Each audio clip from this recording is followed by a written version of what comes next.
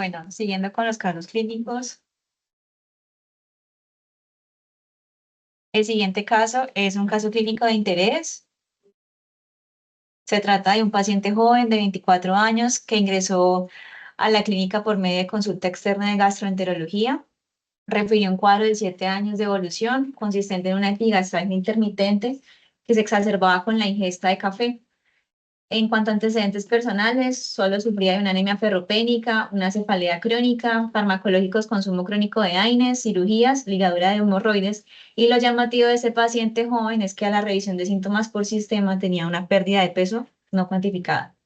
Aportaba a la consulta una endoscopia de vías digestivas alta extrainstitucional que no mencionaba nada grave, solamente una presencia de una gastritis erosiva y sin Helicobacter pylori, así que el gastroenterólogo ordena una ecografía de abdomen total. Aquí les traigo entonces unos cortes seleccionados del primer estudio que tiene el paciente en la institución. En realidad, en los órganos intraabdominales no había nada llamativo. Estos son unos cortes longitudinales del hígado, donde en realidad no hay una alteración de la ecogenicidad, el tamaño es normal, los contornos también están, digamos que sin alteraciones.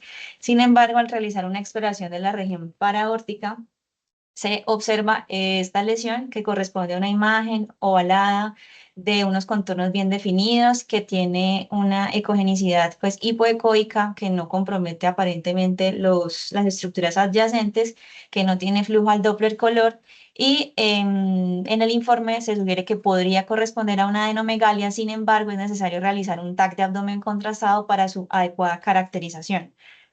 Tras 2 meses de respuesta de la entidad, le pueden realizar este estudio al paciente. Y aquí también les traigo unos cortes seleccionados del hígado, especialmente, si bien en la ecografía no encontraron alteración de la ecogenicidad, aquí, a pesar de que tenía un tamaño, unos contornos y una segmentación normal, tenía una disminución de los coeficientes de atenuación y tenía la presencia de estas lesiones que ustedes ven aquí, que son como unas lesiones nodulares de aspecto sólido que tienen un realce en anillo tras la administración del medio de contraste, y estas lesiones, que eran menores de 1 centímetro, se encontraban distribuidas en los segmentos 5, 6, 7 y 8, y además, al buscar la lesión que habían visualizado en la ecografía de localización paraórtica derecha, se observa esta lesión, que como ven es una lesión de morfología multilobulada, de contornos bien definidos. Esta medía aproximadamente 4 por 2,5 centímetros, tenía un realce heterogéneo periférico y uno central en diana, y adicionalmente se acompañaba de una calcificación en su interior, como en este foquito hiperdenso ahí al interior de la lesión. Aquí la estamos viendo entonces en un corte axial, en un corte coronal y en un corte sagital, para pues ver que en realidad sí es una masa bastante grande. Y con estos resultados y con un resultado de una colonoscopia normal, sin ningún tipo de masa, cirugía gastrointestinal lo ve, y por esta masa que se describe como una masa con un compromiso y unas lesiones focales hepáticas que son altamente sugestivas de un tumor neuroendocrino, le ordenan una serie de estudios que es el Loctrioscan, que lo vemos acá, y esta masa que estaba en la raíz del mesenterio presentaba una alta intensidad a los receptores de somatostatina, esta igual que una lesión hepática, así que esto más una cromogranina A elevada dan el diagnóstico de un tumor neuroendocrino de grado alto. Este paciente con estos hallazgos es programado para una resección de este tumor, y lo llamativo es que ellos pensaban que el tumor era del mesenterio, pero no. Cuando estaban haciendo la exploración del intestino, el cirujano encontró que había otra lesión a nivel del ilion proximal y que aparentemente ese podría ser el primario, así que hicieron resección de ese segmento del ilion proximal con vaciamiento ganglionar regional, apendicectomía, colecistectomía, además de toma de biopsia de las lesiones de los segmentos hepáticos 7 y 8. Finalmente, el reporte de patología en este paciente joven, que no esperaríamos encontrar una lesión de este nivel, reportó que efectivamente el paciente estaba cursando con un tumor neuroendocrino bien diferenciado, grado 1, con invasión linfovascular, perineural y compromiso metastásico paraórtico y de los segmentos 7 y 8 hepáticos. Finalmente, el paciente le inician un medicamento especial que es el lanreotide, que se da en situaciones de pacientes que tienen tumores gastroenteropancreáticos no resecables o que son localmente avanzados o metastásicos, que era el caso del paciente. Y el cirugía gastrointestinal lo ve, le da un control renal porque afortunadamente avanzó satisfactoriamente, y ya la resonancia de control reciente que tiene no ha tenido compromisos adicionales y una resonancia de cerebro también sin compromiso secundario. Así que el día de hoy, este caso de un paciente joven, el cual tenía una sintomatología que es generalmente frecuente, que no nos esperaríamos encontrar en una ecografía de abdomen total, una masa. Por estas razones que traigo el caso clínico de interés para hacer una revisión muy corta de los tumores neuroendocrinos gastroenteropancreáticos. Un poco acerca de generalidades, existen múltiples células en el cuerpo que pueden dar origen sobre todo a tumores adenocarcinomas, células escamosas a nivel del tracto gastrointestinal, pero los tumores neuroendocrinos tienen un origen a partir de las células del sistema neuroendocrino difuso, que son las que se localizan especialmente en el tracto gastrointestinal y en el tracto biliar. El 1,5% van a corresponder a las neoplasias de tipo tumor neuroendocrino de todas las neoplasias generales del tracto gastrointestinal, y la incidencia es muy baja, son apenas 2 casos por cada 100.000 al año. Y lo llamativo también de este caso es que en la literatura están descritos que los lugares más frecuentes de compromiso del tumor neuroendocrino es a nivel del ilion distal, siendo el 30%, y en el caso de nuestro paciente era un compromiso del ilion proximal. Ya en menor medida se puede encontrar en el recto, en el apéndice, entonces pues esto sí es bastante llamativo en nuestro caso. Y otra cosa importante es que todos los tumores neuroendocrinos van a tener hasta en el 20% de los casos un compromiso metastásico hepático, que también nuestro paciente lo tenía. En cuanto al cuadro clínico, el paciente, como ustedes vieron al principio, solamente tenía una epigastralgia exacerbada aparentemente por la cafeína, pero no tenía ningún otro síntoma adicional, y entonces este paciente entraría a las manifestaciones clínicas de los no funcionantes.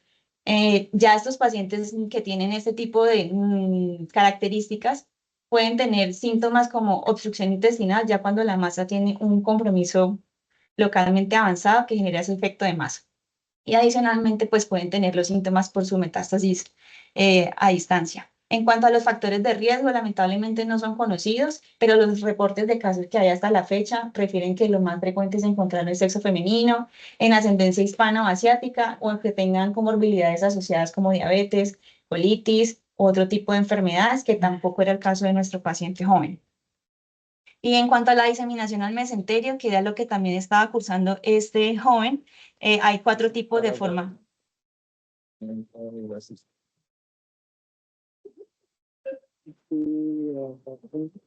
Ya vengo. Chao. Bueno, en cuanto a la diseminación al mesenterio,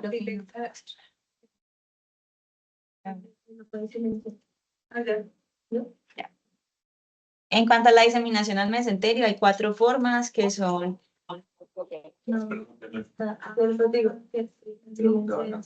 Pero ya lo tiene silenciado. No, es otra. Es otra persona. Yo también pensé que Ya la silencié. Listo. Mm. No, pero reconectado.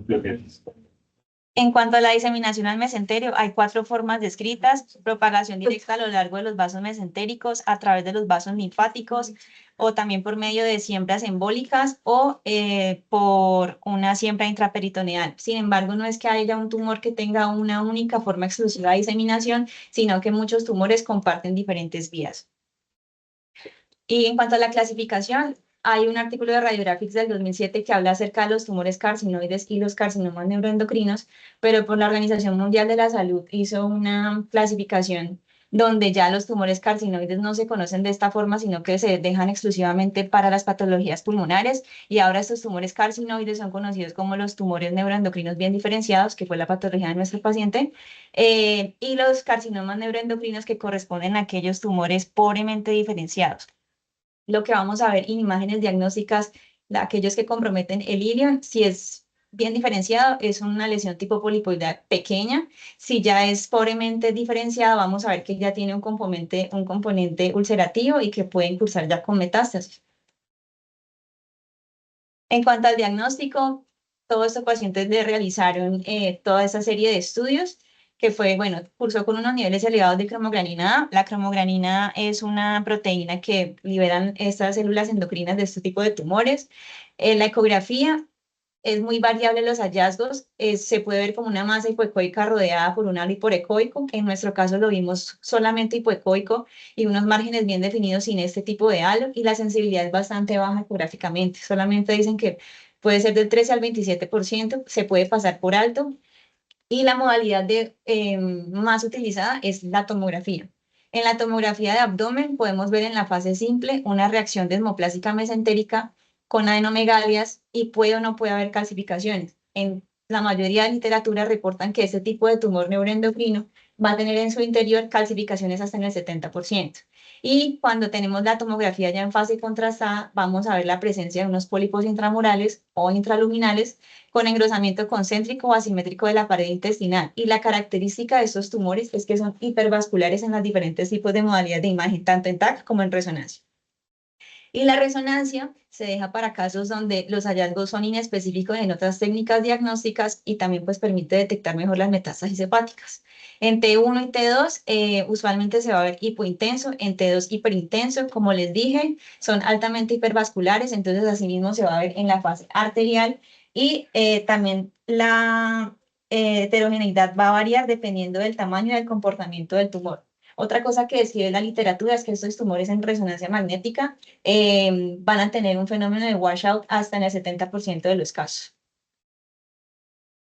Aquí está una tabla resumen y aquí algo llamativo también es que todas las modalidades de imagen con frecuencia pueden pasar por alto metástasis hepáticas pequeñas que sean menores de 0.5 centímetros. Aquí ya vamos a ver las series de imágenes. Tenemos una tomografía contrastada en corte coronal y en corte axial. Aquí es para representar cómo puede haber una masa de gran tamaño, pero que miren que se comparten las mismas características de nuestro caso inicial, donde vemos una masa de aspecto sólido que tiene unos contornos multilobulados y aquí podemos ver más claramente estas bandas hiperdensas que corresponden a la fibrosis y a la invasión del tumor hacia el mesenterio. Y esto puede generar una curvatura en la pared intestinal que es conocido como una curva de horquilla, que la ven aquí. Pues en nuestro caso no lo tenía, pero también es indicativo de infiltración tumoral y de fibrosis. Acá tenemos un caso de la literatura para que hagamos el contraste de este caso con el nuestro. En este caso ya es una lesión bastante avanzada. Si ven, ya no tiene los contornos bien definidos como el nuestro y ya tiene un componente hipodenso en su interior que habla ya de un componente necrótico. La reacción de tejidos blandos o reacción fibrótica es bastante grande y ya este paciente también tiene unas lesiones hipodensas de morfología de unos bordes mal definidos que están comprometiendo el hígado y pues ya hacen referencia a compromiso metastásico.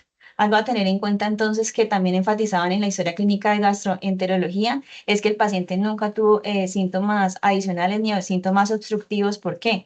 Porque este tipo de tumor puede generar, como les dije, efecto de masa. Entonces puede haber obstrucción intestinal, intususcepción o incluso infarto. Entonces es bastante importante tenerlo presente. Acá es otro caso para volver a presentarles cómo se ve en la imagen este tipo de lesión con esta calcificación en su interior, con estas bandas hiperdensas que pueden corresponder a este compromiso mesentérico y que también hay que hacer una revisión muy minuciosa del intestino porque podríamos pasar por alto este tipo de lesiones polipoideas que en este caso de un hombre de 49 años asintomático correspondía a un tumor neuroendocrino. Por último, los diagnósticos diferenciales, todos van a depender de la característica imaginológica por TAC, que puede ser una lesión bien definida, mal definida o tipo estrellado, y asimismo podemos pensar en diferentes tipos de diagnósticos, pero pues no es el objetivo de la charla. Y por último, el tratamiento que le hicieron al paciente fue una resección completa de la lesión, pero resección completa depende de la localización del tumor, depende qué tipo de estructuras adyacentes está comprometiendo, y pues todo eso al final va a definir cuál va a ser el pronóstico del paciente. Y afortunadamente en nuestro caso el paciente va bien.